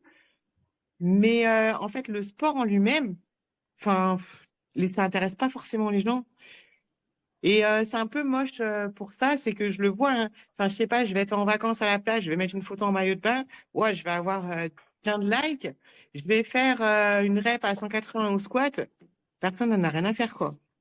Ok, donc tu as l'impression qu'il y a vraiment un fossé entre le contenu vraiment que tu publies et les réactions que ça va susciter. Une photo de toi en maillot de bain, ça va susciter beaucoup plus de réactions typiquement que, mis à part la vidéo avec la voiture que tu retournes, mais une vidéo d'une perf. Et encore, même la vidéo de la voiture que je retourne, en vrai, elle est en train de faire un buzz parce qu'il y a des gens, franchement, on voit les commentaires, c'est juste qu'elle est en train de faire un buzz parce qu'il y a plein de cons qui sont en train de commenter comme quoi c'est de la merde, quoi.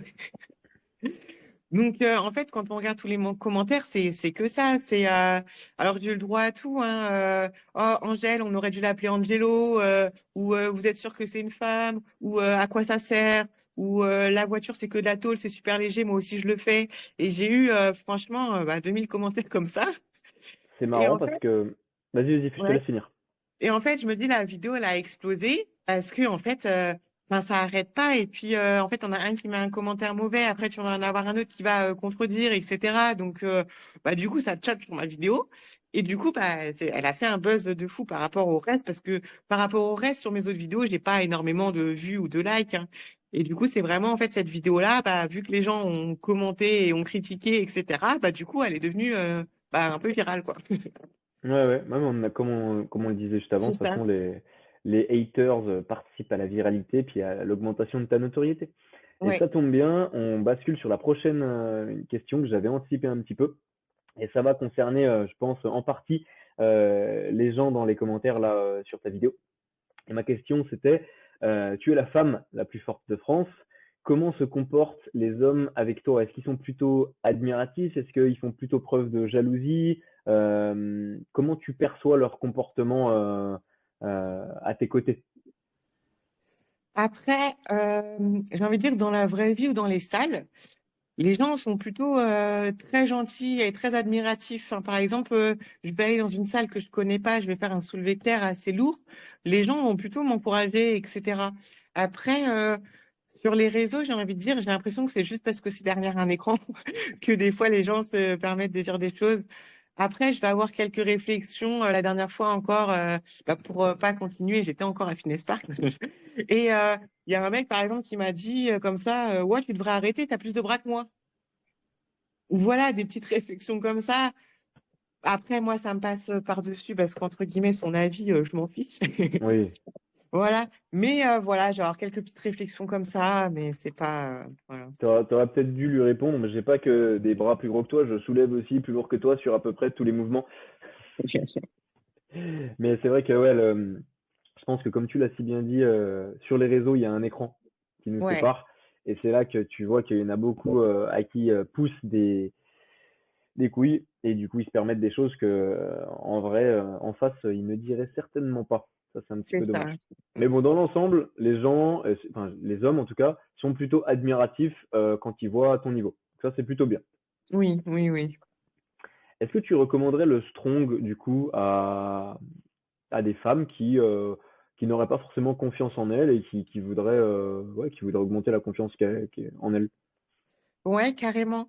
En fait, je trouve, bah, surtout en fait, les sports de force, on va dire, ça peut être simple au niveau confiance, dans le sens où la progression, ça va se voir direct sur la charge finalement. Donc, je sais pas, quelqu'un qui va commencer la muscu, euh, je vais prendre une femme, peut-être qu'au début, elle va avoir un soulevé de terre à 40 et son premier objectif, ça va être de passer les 60. Et le jour où elle va passer les 60, eh ben, elle va être super contente parce que dans sa tête, elle aura passé les 60. Et en fait, en fait, c'est toujours comme ça parce qu'une fois qu'elle aura passé les 60, ben, elle va se mettre un objectif à 80, puis elle va passer la 80, puis un objectif à 100. Et en fait, je trouve que du coup, à chaque fois que ça progresse, il y a toujours une satisfaction qui va avec. D'accord. Donc Bon, bah, ça, je trouve mesdames, ça. Ouais, sur la force, c'est vrai que je trouve ça vachement. En fait, on le voit direct. tu, vous êtes nombreuses en termes de compétitrices à l'échelle, rien qu'à déjà à l'échelle française, en termes de participantes femmes, strongwoman du coup. Non, on n'est pas nombreux, hein. Ça va être les mêmes à chaque fois qu'on va se retrouver un peu partout, hein. Ouais, j'imagine forcément, c'est pas encore ultra connu. Enfin, peut-être que depuis cette vidéo avec la voiture, tu vas certainement rameuter d'autres femmes, hein. Bah, c'est vrai C'est qu'à chaque fois, même dans les catégories amateurs, il y a de plus en plus de femmes qui arrivent pour tester. Donc, j'espère qu'après, elles vont passer aussi en élite pour venir vraiment concourir. Ce serait bien. ouais, c'est clair, ce serait super cool. Tu vas peut-être avoir des bonnes surprises en plus, hein, on sait jamais, hein. Il y en aura peut-être Oui, parce que qui vont il y en a sortir du lot. quelques-unes qui arrivent du power, qui veulent se tester un petit peu au strong. Donc c'est pas mal. C'est vrai que j'en connais deux, trois qui sont costauds, qui font des grosses barres, et je suis sûr qu'elles n'ont pas forcément pensé au strong. Qu'est-ce que tu leur dirais si une femme qui, bah, tiens, qui sort du power et qui hésite, mais qui se dit, je sais pas, ça me fait un petit peu peur, ça m'a l'air d'être un peu plus un truc pour les mecs, qu'est-ce que tu lui dirais? Non, déjà, les femmes qui font du power, elles ont pas peur. C'est vrai qu'il y avait un non-sens. Non, déjà, les femmes qui font du power, déjà, rien que les femmes qui sont rentrées en salle de muscu, déjà, en général, voilà, c'est qu'elles ont pas peur, c'est qu'elles ont fait le pas, elles ont commencé à soulever des poids. Donc, en général, après, ça vient ainsi de suite. Et souvent, quand elles essayent, elles aiment ça. Et en général, elles sont contentes de le faire, en fait. C'est vrai que moi qui travaille en salle, je le vois souvent au début d'année, celles qui viennent de s'inscrire, elles sont un petit peu timides, elles osent pas tout de suite aller dans le coin où il y a les racks à squat, les haltères. Et puis une fois que tu as mis les pieds deux fois, trois fois, quatre fois, bah après en fait tu passes ta vie là-bas et puis tu fais partie des meubles, donc il n'y a plus de soucis. Ouais, c'est vrai. Euh, Est-ce que tu serais prête à faire un usage assez important, j'ai pas envie de dire massif, mais assez important, de produits dopants pour décrocher un titre au mondial? Est-ce que c'est quelque chose ça qui serait concevable de sacrifier une partie de ta santé pour atteindre vraiment le top niveau? Alors, non, sur tout ce qui est stéroïdes, tout ça, juste parce que faut pas oublier que chez les femmes, il y a l'aspect masculinisation, ouais. Bref, et en fait, chez les femmes, c'est très virilisant, en fait, tout ce qui est stéroïdes. Et donc, juste pour pas avoir une voix d'homme, une moustache, etc., euh, je veux pas, voilà, tout ce qui est stéroïdes, je veux pas rentrer dedans. Après, par contre, il y a certains trucs qui vont être interdits en France juste parce que, je sais pas, la caféine elle va être trop élevée alors que c'est autorisé en Allemagne, par exemple, des boosters, des machins. Enfin, par exemple, il y a certains boosters qui sont autorisés en Allemagne qui sont interdits en France, voilà, juste pour des doses de caféine et ça va être reconnu comme illicite. Donc, en fait, sur certains produits dopants ou après même comme la DMA qui est reconnue produit dopant, qui en vrai, je pense pas que ce soit pire que de sniffer de l'ammoniac qui est légal en France, hein. C'est vrai Voilà. ça. Donc, sur certains trucs comme ça, voilà. Mais après, en fait, je fais quand même attention au côté, je veux rester une femme. Ok. L'ammoniac, Voilà. c'est quelque chose que tu as déjà utilisé? Oui, ouais, ouais, j'ai déjà senti de l'ammoniac. Ça marche vraiment? Sur le coup, oui, en fait, c'est vraiment instantané. En fait, c'est pour réveiller le neurone. Donc, sur le coup, en fait, on sniffe, on pousse la barre juste derrière et ça te réveille, quoi. Ok, donc vraiment, c'est pas que placebo, t'as vraiment l'impression qu'il y a un effet réveil et boum, tu t'envoies une grosse charge, quoi. Ouais, ça te réveille un petit peu le neuro. Voilà, ça monte un petit peu au cerveau. Ça te pique, par contre, faut fermer les yeux, ça te pique un peu les yeux même. C'est, voilà. C'est vrai. Ils ont l'air de faire des sales gueules à chaque fois, donc effectivement, je comprends maintenant, Ouais, ouais, ça pique les yeux. Ouais, ok. ouais, ouais. T'as l'impression qu'être la femme la plus forte du monde, une strong woman, ça diminue un petit peu la part de féminité qui est en toi, ou pas? Alors non, moi je trouve pas du tout parce que en fait je fais vraiment la distinction entre le sport et le reste de la vie de tous les jours. Parce que ce soit en strong ou que ce soit en boxe ou en karaté ou en fait on a plein de très belles sportives qui donnent tout, que ce soit sur le ring, que ce soit sur le plateau de force, etc. Et en fait quand on les voit en dehors, elles sont tout à fait féminines. Et c'est vrai qu'on peut être en nage, en train de faire des têtes horribles, en train de pousser une barre. Et à côté de ça, tu vois la même femme en soirée qui est tout à fait féminine et voilà. Très belle, très belle réponse, je trouve. Ok. Eh ben, mesdames, si vous avez envie de gagner un peu confiance en vous, n'ayez pas peur, lancez-vous dans le strong. Il y a des KT amateurs, donc les poids sont adaptés. Et en plus, vraisemblablement, vous perdez pas votre part de féminité. Donc franchement, j'ai envie de dire, quoi de mieux? Bah moi, j'ai fait un petit peu le tour de toutes les questions que je voulais te poser. C'est quoi tes objectifs prochains? Bah là, du coup, voilà, ça va être focus pour le d'Europe qui sera en août en Angleterre. Août en Angleterre, championnat d'Europe. Ok. Tu connais déjà les épreuves? Ouais, ils ont mis un max deadlift avec une axle bar. Donc c'est la grosse barre, enfin c'est une fat bar quoi, avec pour faire du deadlift. Ils ont mis des farmers, ils ont mis du sandbag et à quoi d'autre? Ah oui, après il y a aussi de la dumbbell, Ok. dumbbell à un bras et il y a encore une autre épreuve que j'ai oubliée. Mais ils ont publié ça hier soir, donc il faut que je me penche vraiment dessus pour faire du coup ma prochaine programmation. Bon, visiblement, déjà, c'est cool parce qu'il y a au moins deux épreuves que tu aimes bien et sur lesquelles tu es performante. Ouais, l'épreuve Farmer que et je puis vais, deadlift. c'est ça. L'épreuve que je vais pas aimer, ça va être la dumbbell. Ah ouais? C'est quelque chose sur Ouais. lequel tu es un peu moins performante? Alors déjà, enfin, moi, c'est vrai que j'ai un problème psychologique sur les mouvements qui sont pas symétriques. Et dumbbell, déjà, on fait un bras, donc déjà, j'aime pas. Et c'est vrai que c'est un mouvement, en fait, tu te jettes en dessous, mais t'as pas de stabilité au niveau de l'épaule. Enfin, c'est vachement traumatisant comme mouvement. C'est vrai que ça a l'air d'être assez instable et assez traumatisant. Mais par contre, je pense que Ouais. c'est un mouvement sur lequel tu te sens vraiment puissant, quoi. Ouais, c'est particulier la dumbbell parce que du coup, un bras comme ça, niveau stabilité, niveau tout, l'épaule, elle en prend quand même un coup. Enfin, c'est Ouais, puis comme tu t'es jamais blessé, faudrait pas que ça commence maintenant quand même, quoi. voilà, après c'est ça. Il y a pas le... Mince, j'ai oublié le nom, mais celui que t'aimes pas trop qui écrase un petit peu la colonne. Non, il n'y a pas de yoke. Là, j'ai vu qu'il n'y avait pas de yoke. Ok, bon bah super. Bah écoute, Ouais. je pense qu'on va suivre ça avec attention. Ah Et bah il y puis a des j'espère que... stones. Il y a des stones. Je crois que c'est ça le dernier que j'ai oublié, c'était les stones. Ah bah parfait, tu viens de les acheter. Donc Voilà. Je vais falloir que je m'entraîne avec. parfait. C'est quand en août tu m'as dit? C'est le 17-18 août. Ok, 17-18 août, donc ça te laisse encore 3 mois. Ouais, Attends, c'est c'est ça. ça? Ouais. On est 0,5, ouais, ouais, c'est ça, ça te laisse 3 mois pour te préparer. Bon bah écoute, j'espère que ça va bien se passer. Ouais, Comment moi ça se aussi. passe? C'est qui est qualifié pour les Europes? C'est uniquement par exemple, les trois premiers de chaque pays ou c'est... Alors non, justement, quand c'est... Alors en seront, nous, que ce soit Europe, Monde ou toutes les compètes, en fait, ils s'en foutent du nombre de participants par pays. Il faut être à chaque fois dans les 10 meilleurs. Donc en D'accord, fait, c'est pour ça qu'au Monde, l'année dernière, on n'était que deux Français. Donc il y avait que moi en femme et que un homme en moins de 80. Et dans les autres catégories, il y avait personne.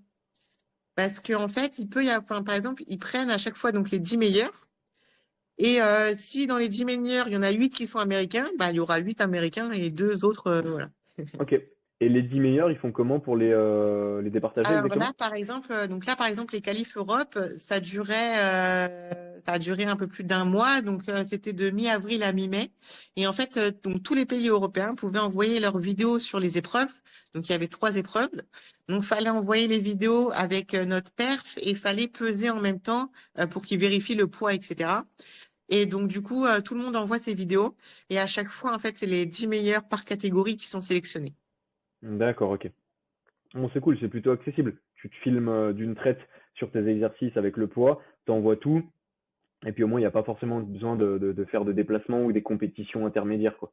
C'est ça. Bah, en fait, après, en France, on n'a aucune compétition qualificative. Je sais qu'il en existe en Angleterre, justement.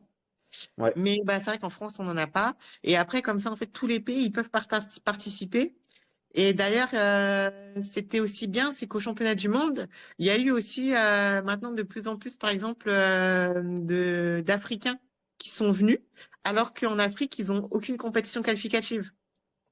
ok. Mais vu qu'ils ont pu envoyer leurs vidéos, et ben il y a certains pays comme ça, ou bah même comme la France, hein, où malgré qu'on n'ait pas de compétition qualificative, ça permet quand même à ces pays-là de participer au championnat du monde. Ah, c'est bien, ça permet de valoriser un petit peu tout le monde, ouais, c'est C'est vraiment ça. Donc super en cool. vrai, n'importe qui de n'importe quel pays peut participer. Surtout qu'il y a des pays en Afrique où ils sont vraiment balèzes, hein. Je sais que par exemple, typiquement le Congo, il y a des gars très très très solides, hein. Ouais, bah l'année dernière, il y en a qui sont venus au championnat du monde, du coup, alors que bah du coup, il n'y a pas de compétition qualificative au Congo, par exemple, mais quelqu'un qui est au Congo qui est fort, et ben il peut envoyer ses vidéos et se faire qualifier pour le championnat du monde. Ok, trop bien, Ouais. excellent. Bah, je crois qu'on a déjà fait un petit tour sympathique hein, de tout ça. Est-ce que tu as quelque chose à rajouter? Est-ce que tu aimerais partager une expérience, une anecdote, de la motivation? Non, bah Moi, j'aimerais bien que justement il y ait de plus en plus de d'athlètes qui veuillent faire les compétitions inter et qu'ils essayent de se qualifier. Et pourquoi pas même avoir des compétitions qualificatives en France, ce serait bien. Ce serait bien. Est-ce qu'il faut créer une fédération de strongman pour ça avec un maximum d'adhérents pour que ça se passe? Qu'est-ce qui ferait qu'il y ait des compétitions qualificatives? Bah là, c'est vrai que pour l'instant, je sais pas s'il y a beaucoup d'athlètes en fait qui tentent les qualifs parce qu'après les qualifs Europe sont quand même assez hautes. Et après, c'est vrai qu'il faut avoir le matériel, il faut pouvoir se filmer. Et ouais, je sais qu'il y en a quelques-uns qui ont tenté les qualifs mais qui n'avaient pas été pris. Et c'est vrai que c'est quand même assez dur. Donc après, il faut qu'il y ait vraiment de plus en plus de monde et de niveaux qui fassent du strong, qui aient l'habitude de faire ces mouvements-là aussi pour pouvoir être qualifiés. Bon, bah, faites du strong. Ouais. Ça va motiver un maximum de gens. Ça va faire augmenter le niveau et vous allez vous éclater. Bah, Donc ça, c'est une bonne ce nouvelle. qui serait vraiment bien, c'est qu'un jour, il y ait vraiment une Team France et qu'on puisse partir en compète en inter en ayant une Team France, quoi. Ça, ce serait bien. Ça doit être extraordinaire. Parce que c'est vrai que partir entre amis, enfin, pas forcément amis, mais en tout cas, quand on représente en général le même pays, c'est vraiment mon délire. Donc ça, c'est tout ce que Ouais. je vous souhaite, ça c'est clair. Merci. Ok, eh ben écoute, pour moi ce sera tout. J'espère que cet épisode vous aura plu avec Angéline. Si vous avez des questions ou alors si vous avez envie de regarder un petit peu à quoi ça ressemble les épreuves, vous la retrouvez sur Insta. Ton Insta c'est Ange athlète coach. Ange Athlète Coach. Je le mettrai dans la description de toute façon. Et puis vous allez voir un petit peu ce que c'est que la femme la plus forte de France. Et vous allez pouvoir aller la challenger sur des prochains événements, aller essayer de tirer les camions ou retourner les voitures. Bah écoute, merci Angéline. Et puis Bah, merci à toi. c'était un plaisir. Et puis je te dis à la prochaine. Ça marche, à bientôt. Salut à tous, ciao. Salut.